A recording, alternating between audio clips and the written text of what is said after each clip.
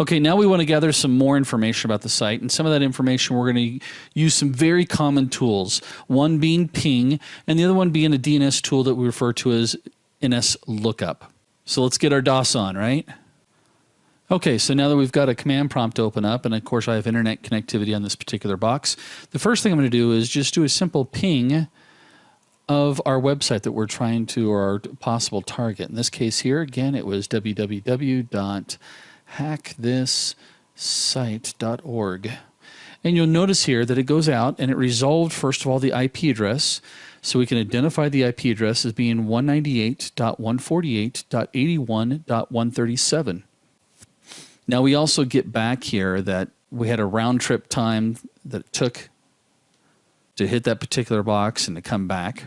Now what we can do is we can actually start playing around with this by adding or increasing the size of the packet that's going across. Right now it's just 32 bytes. I'm going to increase the size of the bytes so that I'll be able to determine as I go through different routers which routers allow for bigger packet sizes. And that actually can help me when I'm trying to throw different types of attacks at my target.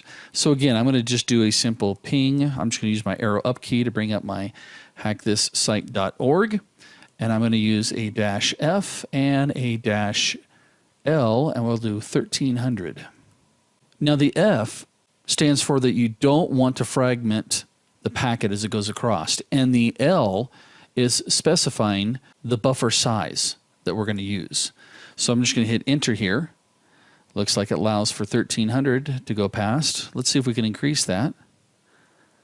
We'll go to 1400. We're still allowing that through. Let's try 1450. And we're still allowing that through. Let's try 1500. We'll scroll down a bit more here. Aha. It tells me, what this is telling me here is that when it says the packet needs to be fragmented, is that 1500 bytes is too big to be passed through some of the routers along the way. So it's going to end up failing on us. So what I'm going to do is I want to try to decrease the increments until I can find out what is the actual size. What's the biggest size I can get past? Looks like that's not working. Let's go back. What did I do 50 before? 50 works. Let's try 60. 60 works. We'll get there. 65. Oh, there we go. We start fragmenting out again. So let's go to 64.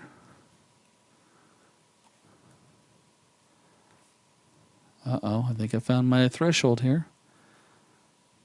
Because 64 goes through, but 65 does not. So I'm going to want to make a note. The next thing I want to do is actually see that path or the route that it took to get to that address, that 198 address. So I'm going to use another DOS command line interface that's called traceroute, or some people refer to it as tracer-T. Again, I'm going to type in the IP address. Now that I know the IP address, which is 198.148.81.136. And we're going to actually see the different hops that it goes through. And the hops here represent different routers. So I'm going out through my router, which is the 10.10.10.1 address. Then I'm going through another router that's a 192.168.1 address. I then hit an outside router, go through a couple of other routers along the way. Scroll up here a bit more so we see some more info here.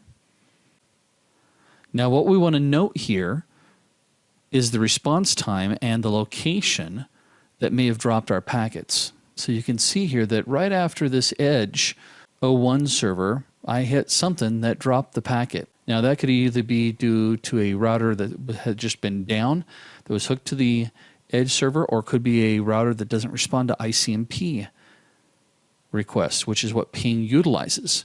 But we did make it finally to the hackthisSite.org. And what I could do is use those same ping commands, increase the packet size until it fails on each one of these in the list. And that would tell me where my limitations are located.